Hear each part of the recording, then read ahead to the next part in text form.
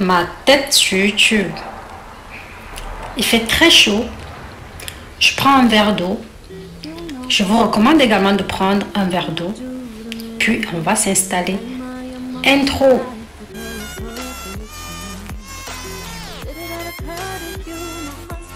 Vous voyez là, j'espère. Je suis installée. Salut mes petites mains, j'espère que vous allez bien. Apparemment, ce réseau, il faut s'exprimer vite. Vraiment, je vous ai manqué. Oui, je suis là. Pourquoi je vous ai manqué? Pourquoi mon absence? Pourquoi pas de contenu? Je vous expliquerai tout dans une suite logique et chronologique. Aujourd'hui, on va parler tout simplement d'un challenge. Oui, on peut applaudir. Collaborer.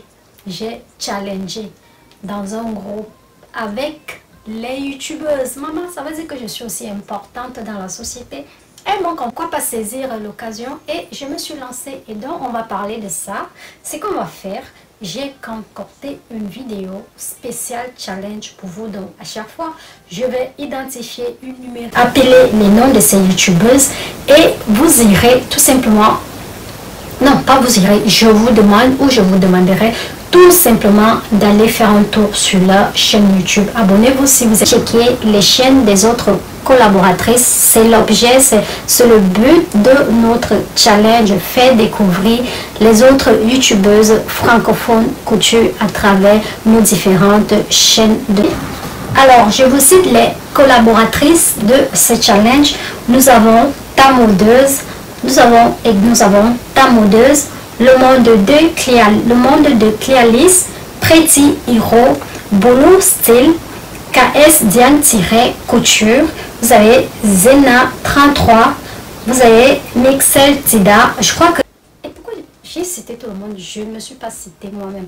Et également Atelier Vicky Mode, que je suis moi-même.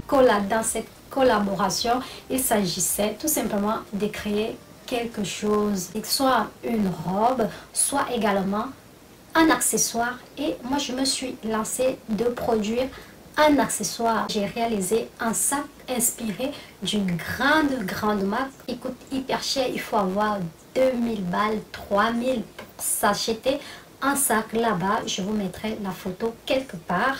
Donc, je me suis inspirée de cette marque et j'ai façonné mon sac à ma façon. Marque qui fait des choses incroyable, il travaille dans du tissé, du cuir. Franchement, le travail là-bas, c'est waouh. Je n'ai pas les moyens pour s'acheter un sac et je me suis inspirée. La marque, ça s'appelle Bottega Veneta. Je crois que c'est une marque italienne, mais ils sont installés en France également. Ils font des choses incroyables. Si j'ai fait votre pub, si vous passez par ici et vous checkez sur ma vidéo, vous voyez que j'ai parlé de vous, contactez-moi. Même si vous me prenez juste pour le repassage ou juste pour mettre les anneaux dans vos sacs, je serai partante. Toutefois tardé, je vais vous laisser regarder le tutoriel. Si vous l'avez aimé, n'hésitez pas de me faire un retour, de liker, de partager autour de vous. Ah, j'ai oublié quelque chose. Dans mon intro, vous avez vu une série de robes et de jupes défilées autour de vous. Il s'agit de ma collection. On reviendra dessus, je vous parlerai des aléas, des difficultés, tout ce que j'ai rencontré de ma petite collection. Alors, je vous laisse regarder le tutoriel. S'il y a quelque chose que je déteste en été, c'est la mouche. La mouche veut nous faire croire qu'elle existe, qu'on doit également lui donner la valeur qu'il faut. Alors, je vous demande une seule chose. Si vous êtes intéressé par ma collection, n'hésitez pas de faire un tour. Allez sur mon compte Instagram, vous trouverez mon numéro pour toutes celles qui veulent commander ma collection de robes. Vous voyez celle que je porte, elle est fluide, elle est cousue dans un tissu crêpe, vraiment léger, elle est courte. Je vous parlerai de tout prochainement dans la vidéo. Donc, je vous laisse regarder le tutoriel et on se dit à très bientôt. Bye bye. Alors, comme à l'accoutumée, il nous faut des chaînes plastiques, des anneaux. Moi, j'ai acheté 2 chaînes. Il y aura une qui sera décorative. J'ai également apprêté mes passants anneaux qui seront incrustés dans les coutures de côté de mon sac. Et bien évidemment, il nous faut un tissu. Le choix des tissus dépend de tout un chacun. Moi, j'en ai pris un tissu tissé qui fait 19 pouces. Sur l'image, ça fait 13 pouces car j'avais déjà coupé mes 2 rectangles de sac. Donc, j'ai 2 morceaux pour le sac et 2 autres pour la doublure. Et ensuite, je viens former les plis soleil et également à prévoir une fermeture pour notre sac. Devant vous, vous avez la doublure de mon sac. Les plis plissés ou les faux plis, ils sont présentés sur la doublure de mon sac. Et il me reste tout simplement de monter la fermeture sur notre premier côté du sac et également sur la doublure dont les deux seront assemblés. Voilà le premier côté de mon sac. Ce que je fais, je vais prendre la fermeture. Je dispose ma fermeture sur le côté endroit de mon sac.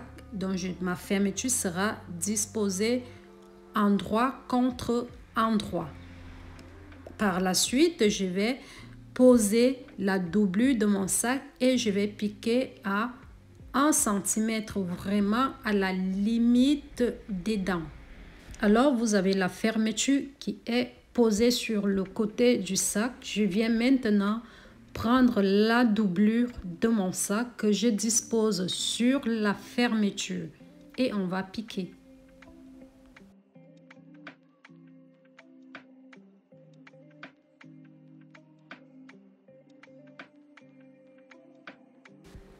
Pour les passants anneaux, j'ai piqué à 1 cm et je les ai retournés. Donc, ma couture se trouve au milieu de mes passants anneaux. Le premier côté de ma fermeture est monté. Je ne suis pas satisfaite au niveau de la couture.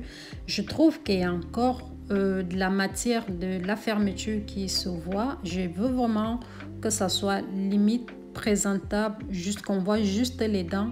Donc là, je vais également faire le même procédé, la même opération de l'autre côté. Je dispose un côté de mon sac et la doublure plus la fermeture. Je viens piquer également.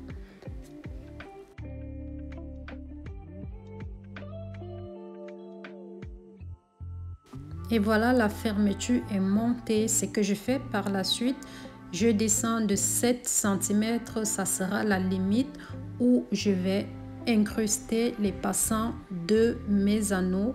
J'incruste d'abord l'anneau dans le passant et je viendrai coudre à 1 cm.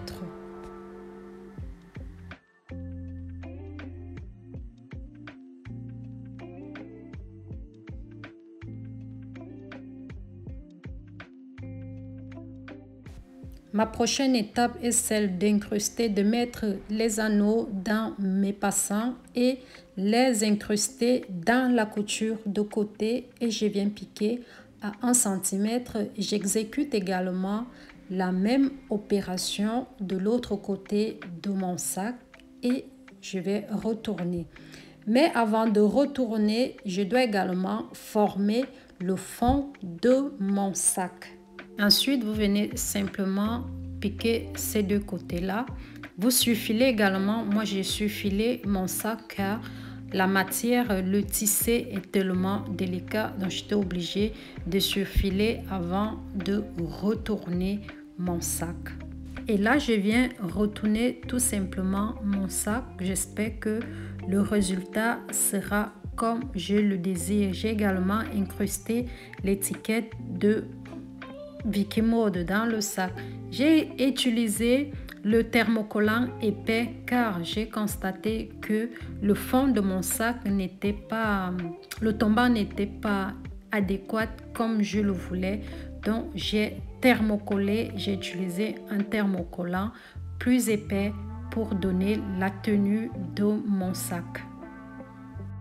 Cette vidéo est une collaboration entre les youtubeuses couture francophones. Je vous invite tout simplement d'aller vous abonner sur la chaîne couture. C'est le but de notre challenge couture. Vous avez les noms qui s'affichent sur l'écran. Allez vous abonner, faites-le un coucou et dites peut-être en commentaire que vous venez la part de Atelier Vicky Mode. Et là, tout mon sac est retourné. La seule chose qui reste à faire, c'est de surpiquer le côté que j'ai laissé. Vous avez, tout est devant vous. Alors, j'ai fait une petite erreur, mais petitement, vous allez m'excuser. Je ne vous ai pas présenté cette étape.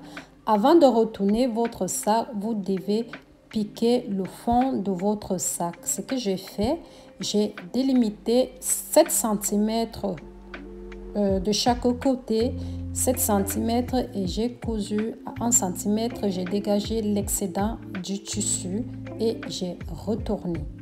Vous devez également faire la même chose sur la doublure de votre sac. Alors, ça dépend de tout un chacun, comme vous pouvez opter pour un sac sans fond. Moi, je voulais quelque chose de bien avec fond. Et voilà le résultat. Je surpique la partie que j'ai laissée ouverte et tout est fait. Voilà mon sac. Alors, si vous avez aimé le tutoriel, n'hésitez pas de me lâcher un commentaire, un like, partager autour de vous. Cela me motive de toujours être là. On se dit à bientôt.